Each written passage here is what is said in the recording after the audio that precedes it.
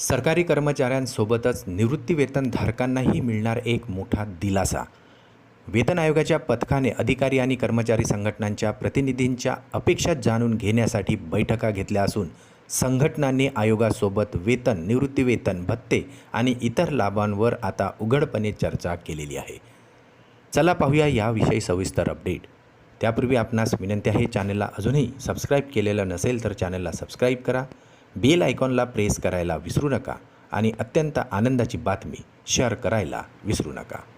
अर्थ विभागामार्फत आर्थिक परिस्थितीचे चित्र बैठकीत सादर केले असून आयोगाने वित्त विभागाच्या अधिकाऱ्यांसोबत आता विविध आर्थिक विषयावर चर्चा केली आहे.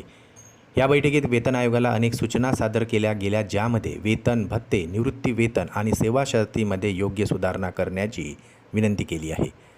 याशिवाय वरिष्ठ स्तरावरील वेतनवाढ ही मर्यादित असून ज्यामुळे ती दीर्घ सेवा आणि वाढत्या जबाबदाऱ्यांच्या तुलनेत पुरेशी ठरत नाही, त्यामुळे आता वरिष्ठ स्तरावरही योग्य वेतनवाढ देण्यात यावी अशीही सूचना करण्यात आलेली आहे. वेतन आयोगासमोर वेतनवाढ, किमान वेतन, कंत्राटी कर्मचाऱ्यांचे नियमितीकरण धोरण, सेवानिवृत्त कर्मचाऱ्यांचे निवृत्ती वेतन कल्याणासंबंधीचा प्रस्ताव, 50% महागाई भत्ता मूळ वेतनात विलीन करणे आणि वेळेवर पदोन्नती यासारख्या सूचनाही करण्यात आलेल्या आहे.